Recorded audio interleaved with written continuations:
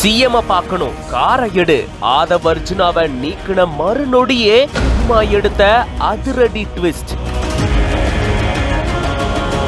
விடுதலை சிறுத்தைகள் கட்சியின் துணை பொதுச் செயலாளர் ஆதவ் அர்ஜுனா அவர்கள் அண்மை நிகழ்வின் பேச்சு கட்சியின் நன்மதிப்புக்கும் தலைமையின் நம்பகத்தன்மைக்கும் எதிராக அமைந்திருந்த சூழலில்தான் கட்சியின் முன்னணி தலைவர்கள் தலைமை நிர்வாகத்தை சார்ந்தவர்களோடு கலந்தாய்வு செய்து 6 மாத காலத்திற்கு அவரை இடைநீக்கம் செய்திருக்கிறோம். விளக்கம் தருவதற்கான ஒரு பல முறை அவருக்கு நாங்கள் ஓரளவு அவருக்கு சில இன்ஸ்ட்ரக்ஷன் கொடுத்துருக்கிறோம். அதை மீறி நடந்ததுனால ஒரு அவசர தேவையின் அடிப்படையிலான நடவடிக்கை அதை மேற்கொண்டிருக்கிறோம். ஆதவ் அர்ஜுனாவை நீக்கின உடனே முதலமைச்சரை தேடி சென்று திருமாவளவன் அவர்கள் பார்த்ததனுடைய பின்னணி என்ன?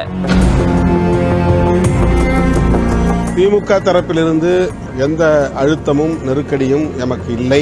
அதை பற்றி அவர்கள் யாரும் பேசவும் இல்லை. ஆதவ் அர்ஜுனா அவர்களும் கூட அந்த விழாவிலே பங்கேற்பதற்கு முன்பு என்னிடத்தில் பேசினார். அரசியல் எதுவும் பேச வேண்டாம் என்று அவரிடத்திலே நான் கட்சியை சார்ந்த முக்கிய பொறுப்பாளர் என்கிற முறையில சில வழிகாட்டுதல்களை தந்தேன். அதையும் மீறி அவர் பேசிய பேச்சு பல்வேறு சர்ச்சைகளுக்கு இடம் கொடுத்தது. அது 6 மாசம் கழிச்சு பேசிக்கலாம். திமுக கூட்டணி உடைக்கிறதுக்கான சதி நடக்குதுன்னு சொல்லியிருந்தீங்க. உடைக்கிற அளவுக்கு பலவீனமா இருக்கா கூட்டணி? சரி, அது தனியா பேசும். விடுதலை சிறுத்தைகள் கட்சியினுடைய துணை பொதுச் செயலாளர் பதவியில இருந்த ஆதவ் அர்ஜுனா அவர்களை அடுத்த 6 மாத காலத்துக்கு கட்சியிலிருந்து நீக்கிட்டதா கட்சியினுடைய தலைவர் தொல் திருமாவளவன் அவர்கள் அறிவிச்சிருந்தாரு. இந்த சூழலதான் அவரை நீக்கின உடனேவே முதலமைச்சர் மு.க. ஸ்டாலின் அவர்களை திருமாவளவன் அவர்கள் சந்திச்சிருந்திருக்காரு.